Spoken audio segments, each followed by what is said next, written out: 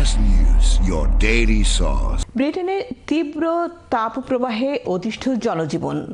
গরম থেকে বাঁচতে ফ্যান, কুলার ও এয়ার কন্ডিশন কিনতে দোকানে ভিড় করছেন সাধারণ মানুষ।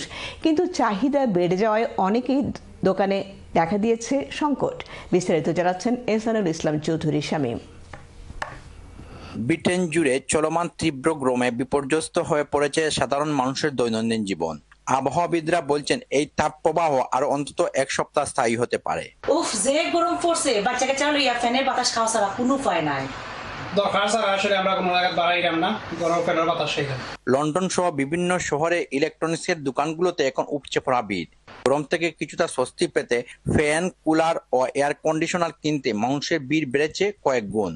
দোকান মালিকরা বলছেন সাধারণ সময়ের তুলনায় বর্তমানে বিক্রি কয়েক গুণ বেড়ে গেছে। নতুন পণ্যের চালান আসার আগেই প্রায় সব ফ্যান ও পোর্টেবল এয়ার কন্ডিশনার বিক্রি হয়ে যাচ্ছে। অনেক ক্রেতা জানান এক দোকান থেকে অনেক দোকানে ঘুরেও তারা প্রয়োজনীয় ফ্যান পাচ্ছেন না। বিশেষ করে স্ট্যান্ড ফ্যান, টাওয়ার ফ্যান এবং পোর্টেবল এয়ার কন্ডিশনারের সংকট সবচেয়ে বেশি। জনপ্রিয় অনেক মডেল ইতিমধ্যে আউট অফ স্টক হয়ে গেছে। গ্রেট ব্রিটেনের সামারের যে ওয়েদারটা মারাত্মক গরম, এই বিগত 3-4 দিন ধরিয়া 28, 35, আজকে 33, আপনারা দেখরা মানুষে খুবই গরম লাগে, যার কারণে ফ্যান পাওয়া যান না। অনেকে ফ্যান, এসি তো লাগাইরা, কিন্তু দোকানে গেলে আপনারা দেখবা যে ফ্যান নাই, এয়ার কন্ডিশন নাই। সুতরাং এই যে ওয়েদারটা খুবই মারাত্মক গরম, আপনারা সকল সুস্থ থাকবা, সেফে থাকবা। ক্রেতারা বলেন এই গরমে ফ্যান ছাড়া ঘরে থাকা প্রায় অসম্ভব হয়ে পড়েছে। অনেক কষ্ট করে একটা ফ্যান পেয়েছি, তাই এখন কিছুটা স্বস্তি লাগছে।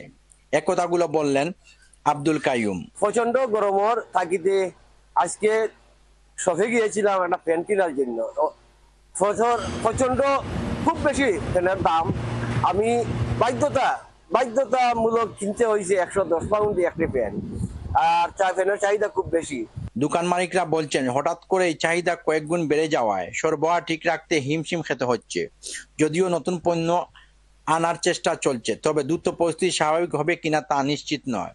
Ehsanul Islam Chowdhury Shamim, channel S news, Northampton, England.